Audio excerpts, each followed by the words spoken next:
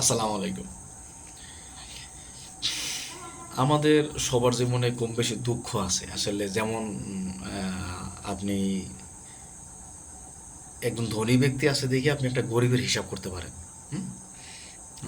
সবাই যদি ধনী থাকতো তাহলে আপনি গরিবের হিসাব করতে পারতেন না, আবার সবাই যদি গরিব থাকতো আপনি ধনীর হিসাব করতে পারতেন না, টাকা পয়সাওয়ালা হিসাব করতে পারতেন না।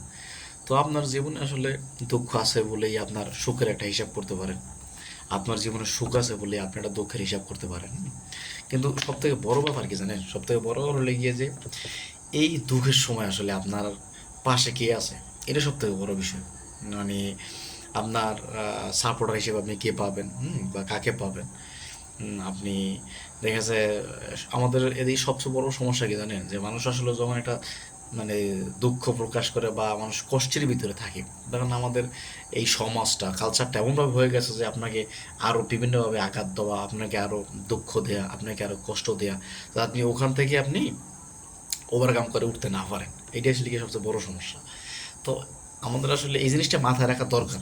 হ্যাঁ, যে আসলে যদিও ঠিক না, তারপরেও বলা দরকার যে আপনার দুঃখের সময় আপনার সাথে যে যেই ব্যবহারটা করছে আর কি, আপনি আসলে সুখ, আপনার যখন সুখ চলে আসবে তখন আপনি তার সাথে ব্যবহারটা না করলে কিন্তু তাকে বোঝানো উচিত যে আসলে দুঃখের সময় তুমি যে ব্যবহারটা করছো এই ব্যবহারটা আসলে করা উচিত ছিল না।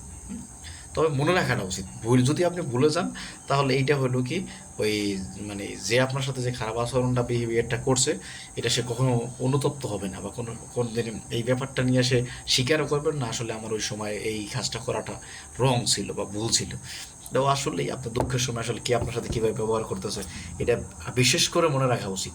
সেটা আপনার পরবর্তী জীবনের জন্য একটা গুরুত্বপূর্ণ একটা সাইন হিসাবে আপনার সামনে দাঁড়াবে আর কি।